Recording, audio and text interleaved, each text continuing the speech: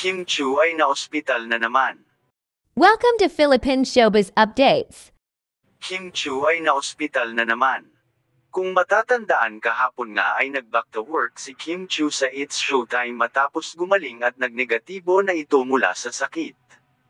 Ngayon nang sa Instagram ni Kim Chu ay ibinahagi niya ang isang larawan na siya ay nasa ospital at sa kanyang caption nakalagay, "Not what I expected to end my day." Pinasalamatan niya rin ang PA nito at tinuturing niyang ate na si Ate Heidi niya dahil ito ang nagbantay sa kanya. Dito nga sa isang caption ay tila nagpapahiwatig na kailangan ni Chinita Princess magpahinga.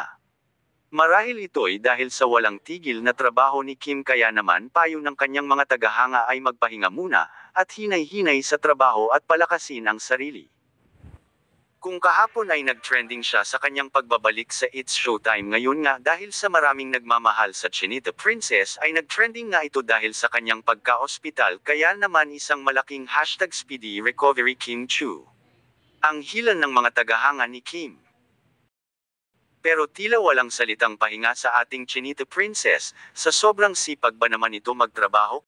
Kahit kababago na ospital ay ngayon nga ay nag-taping na naman ito sa bagong series nila na What's Wrong with Secretary Kim, na may nasimulan na taping. Tila excited na nga si Kim na magtrabaho ulit dahil sa sunod-sunod na pahinga nito nang siya magpositibo sa sakit. Ito yata ang nagbibigay lakas sa kanya. Ang magtrabaho at di naman lingid sa kaalaman ng iba na talagang inamin ni Chinita Princess na workaholic naman daw talaga siya. Kaya dasal na lang talaga ang mga tagahanga ni Kim na mas lalo pa itong lumakas at kayanin ang sunod-sunod na trabaho.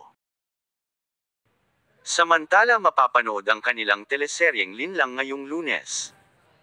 Excited naman ang mga fans ng Kim Pao dahil inaasahan ang Linlang cast na mag-promote at dadalo sa Dinagyang Festival na gaganapin sa Iloilo. Ngayong January 28, umaasa ang Kim Pao fans na makakadalo ang dalawa sa Dinagyang Festival bilang sila nga ang main cast ng teleseryeng Linlang. Don't forget to like, comment, and subscribe for more updates.